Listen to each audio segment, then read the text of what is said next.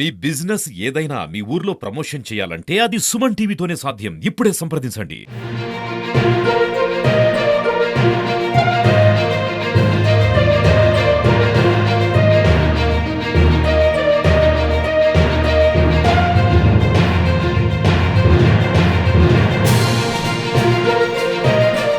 నమస్తే, welcome to Suman TV. ఈరోజు కాకినాడలోని wharf రోడ్లో భారీ పేలుడైతే సంభవించింది. మనం చూసుకోవచ్చు, బాలాజీ ట్రాన్స్పోర్ట్ ఏదైతే ఉందో ఎక్స్పోర్ట్ ఇంపోర్ట్ జరుగుతూ ఉంటాయి. ఆ పార్సిల్స్ అన్లోడ్ చేస్తున్న క్రమంలో ఫోర్స్గా కింద పడేసిన ఒక పార్సిల్ పేలడం అయితే జరిగింది. అయితే అందులో ఉన్నది మందుగుండి సామాగ్రిగా చెబుతున్నారు. కాకపోతే ఏంటంటే అందులో చిన్న చిన్న ప్లాస్టిక్ డబ్బాల్లో ఉన్న ఉల్లిపాయ బాంబులుగా అయితే నిర్ధారించుకున్నారు. ఈ లారీ ఏదైతే ఉందో దీని నుంచి సరుకు అన్లోడ్ చేస్తున్నప్పుడు ఫోర్స్గా ఆ బ్యాగ్ కింద పడేయడం వల్ల వాటిలో ఉన్న ఆ ఉల్లిపాయ బాంబులు పేలడంతో 5గురు తీవ్రంగా గాయపడ్డారు. ఇందులో 2 పరిస్థితి అయితే విషమంగా ఉందంటూ కూడా చెబుతున్నారు. మిగిలిన 3 వారి పరిస్థితి మాత్రం చిన్న చిన్న గాయాలైతే అయ్యాయని చెబుతున్నారు. ఇక్కడ మనం చూసుకోవచ్చు, పేలుడు దాటికి ఆ ఉధృతి ఏ విధంగా ఉందనేది ఇక్కడ మనం క్లియర్గా చూసుకోవచ్చు.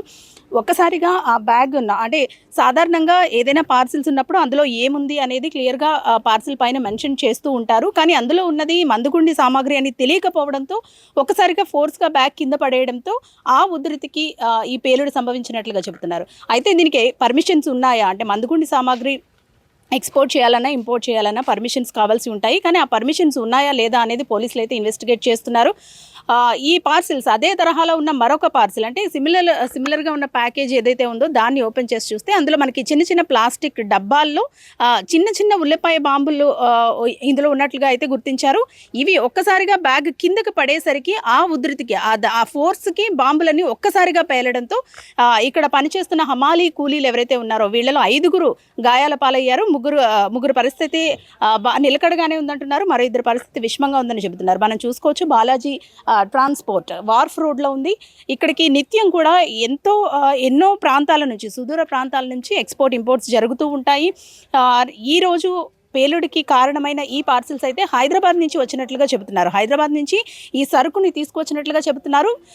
ఎవరైతే ఇక్కడ దాన్ని రిసీవ్ చేసుకుంటారో ఆయన్ని కూడా అదుపులోకి తీసుకున్నారు. అసలు పేలుడు సామాగ్రి ఎందుకని ఇక్కడికి తెప్పించుకున్నారు, అలాగే ప్రధానంగా ఏవైనా పార్సిల్స్ వచ్చినప్పుడు అందులో ప్రమాదకర వస్తువులు ఉన్నప్పుడు అంటే గాజు కానివ్వండి, లేదంటే ఇలాంటి పేలుడు సంభవించే పదార్థాలు కానివ్వండి, క్రాకర్స్ ఇలాంటివన్నీ ఉన్నప్పుడు ఆ ప్యాకేజ్ ఏదైతే ఉందో దాని మీద క్లియర్ కట్గా మెన్షన్ చేయాల్సి ఉంటుంది. ఎందుకంటే సాధారణంగా వీళ్ళు పార్సిల్స్ ఏ విధంగా రఫ్గా కిందకి దించేస్తూ ఉంటారో ఆ విధంగానే ఇలాంటి మందుగుండు సామాగ్రి కిందకి దింపినప్పుడు ప్రమాదాలు జరిగే అవకాశం ఉంది. కాబట్టి అటువంటి పార్సిల్స్ మీద ముఖ్యంగా అది ఏంటి, ప్రమాద ఉధృతి ఏ విధంగా ఉంటుంది, వీటన్నిటినీ కూడా అందులో ఉన్న మెటీరియల్ ఏంటనేది క్లియర్ కట్గా మెన్షన్ చేస్తుంటే ఈరోజు ఈ ప్రమాదం జరిగి ఉండేది కాదంటూ కూడా చాలామంది అభిప్రాయపడుతున్నారు. అయితే మొత్తానికి ఈరోజు ఉదయం 10:30 ప్రాంతంలో సరుకు అన్లోడ్ చేస్తున్న టైంలో ఈ ప్రమాదం జరిగింది. ప్రమాదంలో గాయపడిన వారిని అయితే కాకినాడ జీజీహెచ్కి తరలించారు. ప్రస్తుతం 2 పరిస్థితి అయితే విషమంగా ఉన్నట్లు చెబుతున్నారు. దీనిపై కఠిన చర్యలు తీసుకుంటామంటూ కూడా ఎస్పీ బిందు మాధవ్ తెలియజేశారు.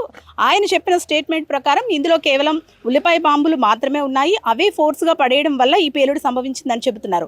అయితే దీనికి ఎలాంటి పర్మిషన్స్ ఉన్నాయా లేవా అనే ఇన్వెస్టిగేషన్లో తేలాల్సిన పరిస్థితి అయితే ఉంది.